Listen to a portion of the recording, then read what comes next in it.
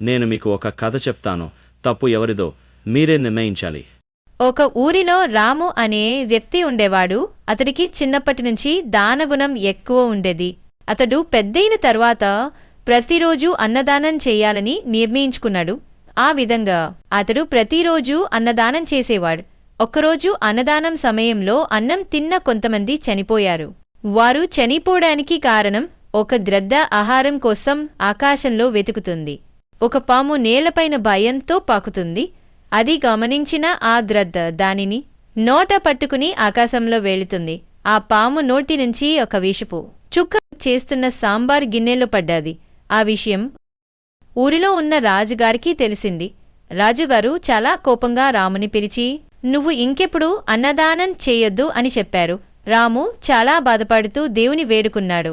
నా జీవితం మొత్తం అన్నదానం చేయాలని నిర్ణయించుకున్నాను, కాని నాకు ఎందుకింత ఆపదొచ్చింది అని దేవుని వేడుకున్నాడు.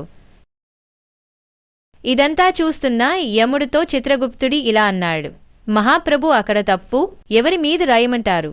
అన్నదానం చేస్తున్న రాము పైన, లేక అన్నదానం వద్దన్నా? రాజు పైన, లేక పాము పైన, లేదా గ్రద్ద పైన, దీనిపైన తప్పు రాయమంటారు అని అడిగాడు. దానికి సమాధానంగా యముడు, చిత్రగుప్త పాము తప్పేమీ లేదు, తన ప్రాణాలు కాపాడుకోవడానికి అది ప్రయత్నించింది. అలాగే గ్రద్ద తన ఆహారం కోసం తను ప్రయత్నించింది. అదేవిధంగా రాము జీవిత నిర్ణయం తన అన్నదానం కార్యక్రమం చేశాడు. రాజు కూడా ఇక మీదట ఎవరికి ప్రాణహాని జరగకూడదని నిర్ణయం తీసుకున్నాడు. అందువల్ల అక్కడ తప్పు ఎవరిదీ లేదు. అప్పుడు చిత్రగుప్తుడు, మరి ప్రభు, తప్పు ఎవరి మీద రాయమంటారు? ఎంతమంది ప్రాణాలు కోల్పోయారు కదా అని అడిగాడు. యముడు, కొన్ని రోజులు ఆగు, అప్పుడు నీకే తెలుస్తుంది అన్నాడు.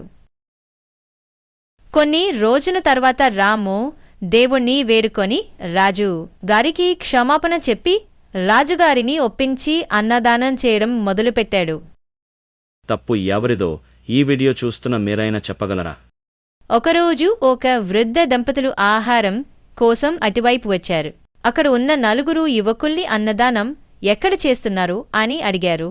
దానికి సమాధానంగా వారు, అయ్యా, అన్నదానం ఇక్కడే చేస్తున్నారు, కాకపోతే అది తింటే మీరు చనిపోతారు అని చెప్పారు. ఎందుకంటే ఇంతకుముందు అక్కడ భోజనం చేసిన వారు చనిపోయారు. ఆ మాటలు విన్న ఆ వృద్ధ దంపతులు భయంతో, ఆకలితో వెనుదిరిగి వెళ్ళిపోయారు. అది చూసిన యముడు, ఇదిగో చిత్రగుప్త, ఇప్పుడు తప్పు అక్కడున్న 4 మీద రాయి అన్నాడు. మనం ఎవరికి సహాయం చేయకపోయినా పర్వాలేదు, కానీ సహాయం చేసేవారికి మాత్రం హాని తలపెట్టకూడదు.